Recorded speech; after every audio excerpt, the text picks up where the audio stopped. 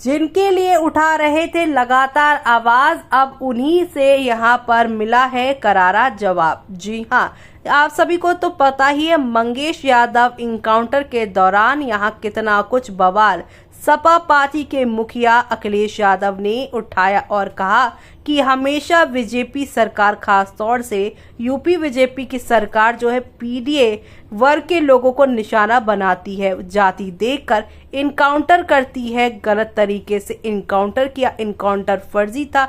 तमाम इस इनकाउंटर पर उन्होंने सवाल उठाए। लेकिन अब मंगेश यादव के बाद हुए यहाँ पर जो है अनुज प्रताप सिंह के इनकाउंटर पर एक बड़ा यहाँ पर जो है सच सामने आया है।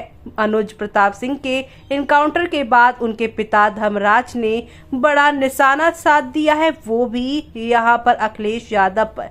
चलिए चलेंगे, जानेंगे खबर को विस्तार से। तब तक आप हमारे चैनल टीसी न्यूज चैनल को लाइक एंड सब्सक्राइब करना ना भूलें। आपको बता दें कि ठाकुर के एनकाउंटर से अखिलेश यादव की इच्छा पूरी हो गई। एसटीएफ ने जिस अनुज प्रताप सिंह को किया ढेर, उसके पिता ने यही कहा है सरेआम। चलिए आपको बताते हैं क्या है पूरा मामला।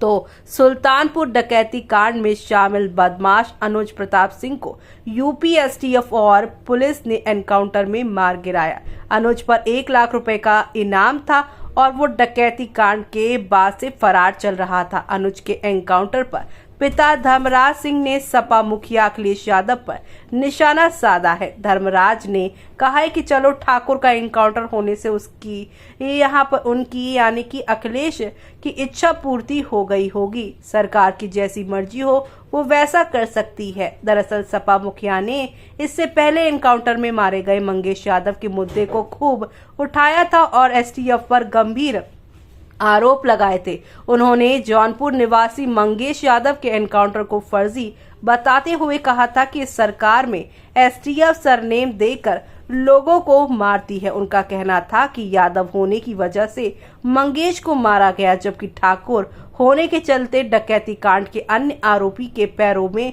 गोली मारी गई है, उन्हें यहां पर सरेंडर करवा दिया गया है। तो वहीं हालांकि बीते कल सुबह उन्नाव के जो है अचलगंज गांव में अनुज प्रताप सिंह को भी एनकाउंटर में ढेर कर दिया गया, जिसके बाद एक बार फिर से अखिलेश और यूपी एसटीएफ की चर्चा शुरू हो गई।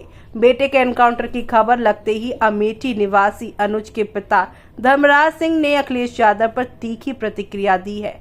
जब धर्मराज से पूछा गया कि मंगेश के एनकाउंटर को लेकर विपक्ष सरकार पर हमला था कि एक जाति विशेष के लोगों को टारगेट किया जा रहा है, तो इस पर उन्होंने कहा चलो अखिलेश यादव जी को तो यहाँ पर उनकी तो इच्छा पूरी हुई, ठाकुरों का भी एनकाउंटर हो गया।